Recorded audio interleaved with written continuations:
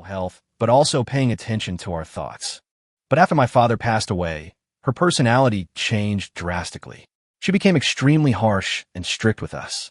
She unilaterally made arrangements for my sister and me and did not allow us to show any resistance or questioning. Otherwise, she would use any means to force us to submit, from harsh scolding to pleading and begging, and even disregarding a mother's dignity by crying and kneeling before her children. At first, we were a little angry and resentful, but later we were left with only a deep sense of helplessness. We don't like her way of thinking or doing things, but we know how difficult it is for her. After her father died, she, a woman, had to support the country on her own. Countless tasks, whether arduous and important or complicated and trivial, weighed on her shoulders. If she had remained as gentle as before, these burdens would have crushed her long ago. We were young then, and there was nothing we could do to help her. The only thing we could do was force ourselves to obey her arrangements, no matter how unwilling we were, so that she wouldn't have to worry about us while she was busy with state affairs. In her plan, I am the future heir of the kingdom, responsible for learning and training, honing my mind and courage, and striving to become a wise and intelligent monarch like my father, who is also responsible to the country and its people. My sister is to be raised by her to be a well-educated and renowned lady, which is why she controls her sister so strictly, for fear that her sister will do something that would damage the reputation of a young girl, affecting her future marriage to a wealthy man who can help the kingdom. Jerome's expression was grave. I'm actually all right, because even if Mother hadn't arranged it that way, I would have done the same. But my sister, she absolutely doesn't want to be a tool for a political marriage arranged by Mother, to marry a man she doesn't love. But she can't resist. It's not that she's not. It's just that Mother is really. He gave a bleak smile. If I were her, I wouldn't be able to resist either. Perseus, please put yourself in her shoes. If you were her, could you? I can, Perseus said. Jerome was somewhat surprised. Parents use self-humiliation and self-torture to evoke feelings of pity and guilt in their children, forcing them to meet their demands. This is an extremely disgusting and despicable form of moral blackmail. No matter how high-sounding their reasons may be, even if I can agree with them, when they adopt such extreme negotiation methods, they lose the right to negotiate with me. Even if I am condemned by everyone, I will refuse their blackmail. Perseus said calmly, everyone should have the right to control their own life, and even parents cannot take this right away, because people are born free and are never anyone's appendage. Even if your parents tell you that they brought you into this world, that they endured hardship, that they themselves went hungry and poorly dressed, that they gave you the best of everything, that they raised you little by little, and that everything they did was for you, you should not let them control you, understand, Your Highness. Jerome was stunned for a long time before nodding hesitantly. I think what you said is probably right, but isn't this a bit too self-centered and willful? Self-centered? Willful? Maybe, but these are the most basic forms of self-centeredness and willfulness. If others use these to attack you, to make you give up the idea of resistance, and to obediently submit to their rules, then no matter who that person is, you should tell them to get lost. Jerome stared at him blankly. Perseus said very seriously, Your Highness Jerome, you just said that I am a friend of yours and Princess Mellifera. Friends are not for chatting and drinking together. Friends are those who, when you're on the wrong path, will not be afraid to offend you, will withstand the pressure, and stand up for you to bring you back to the right path. You don't seem to mind the arrangements your mother made for you, so I won't say much about that. But I will absolutely not remain silent about Princess Mirafara. These words made Jerome's blood boil, and his heart pounded with heat that spread throughout his body. Perseus, I knew it. You're our best friend. Chapter 105 Instant Break. You seem to have shared some novel ideas with Jerome again, and he insisted that I talk to you about it no matter what. In the garden, Mirafara smiled, but her smile was visibly cold. Please sit down. Perseus pretended not to see it, and, as usual, took off his coat and placed it on the edge of the flower bed as a seat. Mirafara glanced at it, hesitated for a moment, and then sat down. Perseus sat down next to her. Aren't you standing too close? Mellifera asked. Near? Just like last time, Perseus smiled. Let's keep a little distance. I'm afraid Miss Helen, Miss Luna, and Miss Ivisa might misunderstand, Mellifera said calmly. Misunderstanding? What misunderstanding? Perseus asked, puzzled. Mellifera gave a soft hum and did not reply. Perseus quietly closed the distance again, and the two were now almost touching. Mirafara realized this and tried to move to the side. But Perseus stretched out his arm to protect her, so that if she moved, she would automatically be pulled into his arms. To avoid the awkwardness of physical contact, Mirafara had no choice but to remain motionless, glaring fiercely at the cunning Perseus from time to time. "I just had a chat with His Highness Jerome," Perseus began. "I was just asking about his summer plans, but somehow the conversation turned to you. He told me some things that you find hard to tell others." Mirafara was stunned. "What did he say to you?" An 8-year-old, still wetting the bed? "Jerome, you idiot. I'll teach him a lesson."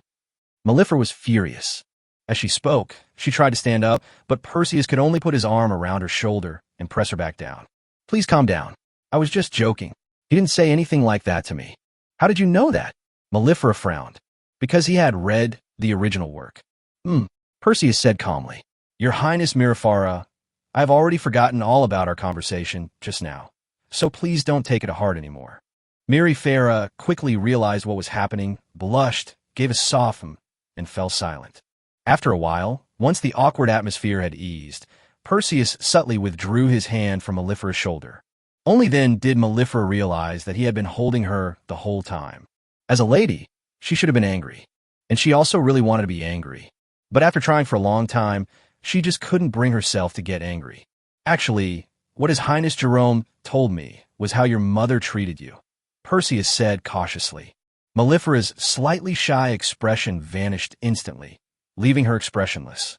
"Okay, now she has a solution." Mirafara stood up and tried to leave. Perseus tried to push her back down again, just like before, but she struggled like a stubborn mule, ordering him to let go in a stern voice, making him look like a perverted lecher who was groping her in broad daylight. "Princess Mellifera, please calm down. I really want to talk to you about this. Even if you resist, please give me 10 more minutes for the sake of Prince Jerome, okay?" Perseus was sweating profusely. "But I don't want to talk about this with anyone at all. And why should I do this for Jerome's sake? Just because you're friends with him?" "I am sorry.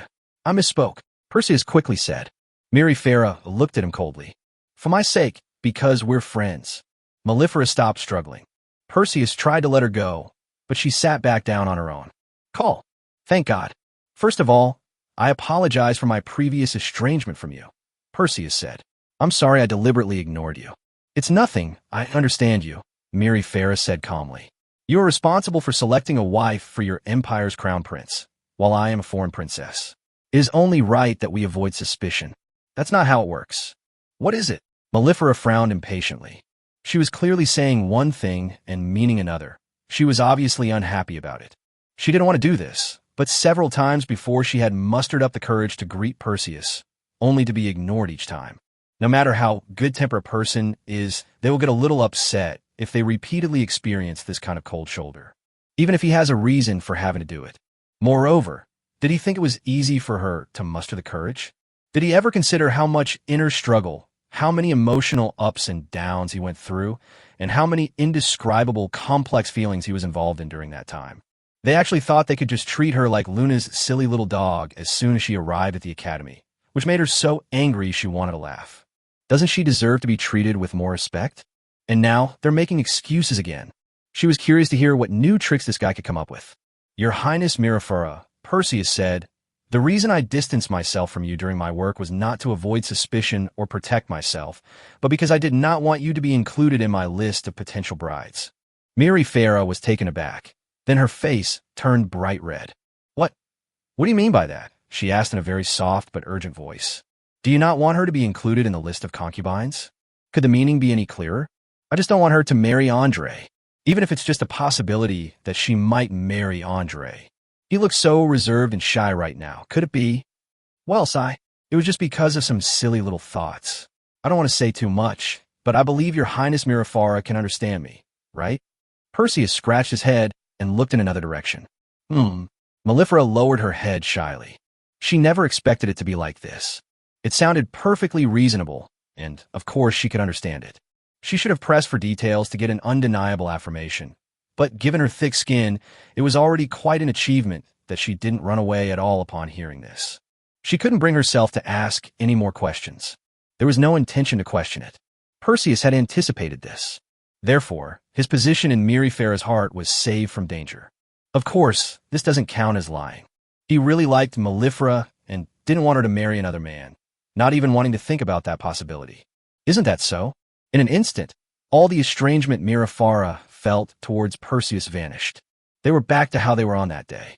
They can talk about anything, don't care about so-called taboos, and there's even a bit of ambiguity. Perseus couldn't help but regret the mouth he hadn't gotten to eat last time.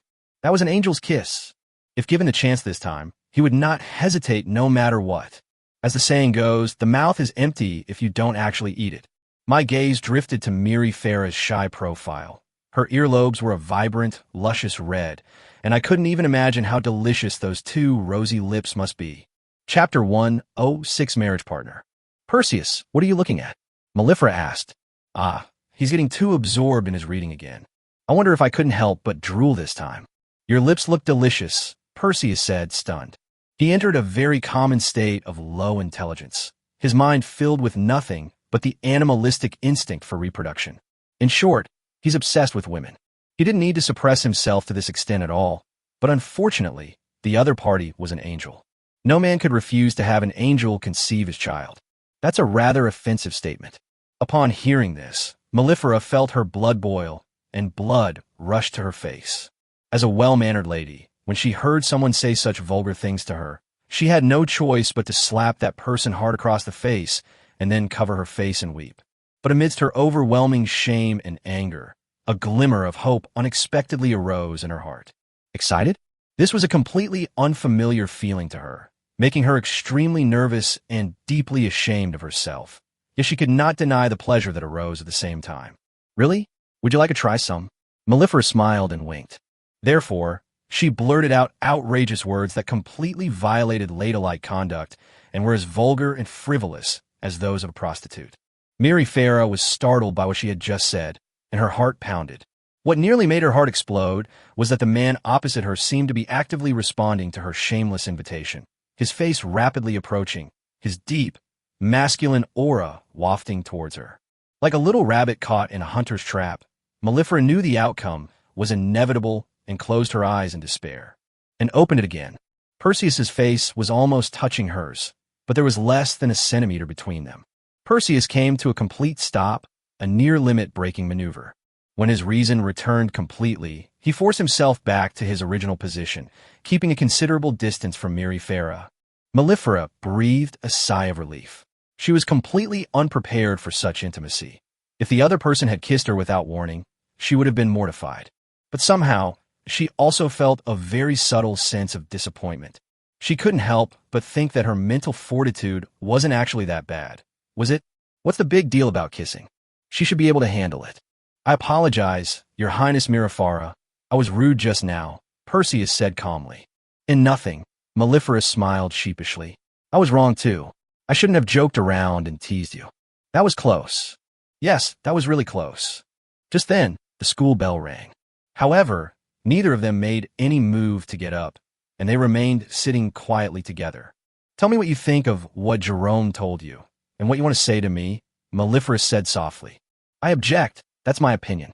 As for what I want to say to you, I hope you also object, and you should object even more firmly than I do, until your mother backs down and gives up the idea of interfering in your life.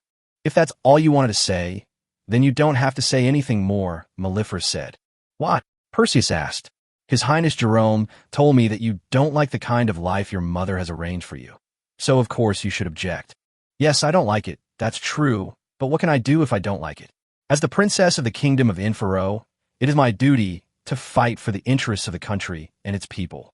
A duty is something you should do whether you like it or not, Mellifera said calmly. You shouldn't be limited by your status as a princess.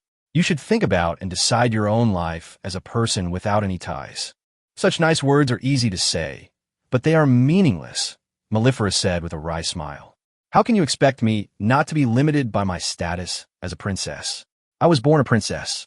The food I eat and the clothes I wear all come from the support of my people. Should they be expected to provide for me without asking for anything in return? How can I accept their unpaid support with a clear conscience? It's impossible. If you eat someone else's food, you have to do things for them. If someone else supports you, then it's only right to give your life for that person. I am supported by all my people, so I should dedicate my life to them. It's just that I'm marrying someone I don't like. It's not like I'm losing my life. I've already gotten a great deal. Perseus listened in silence.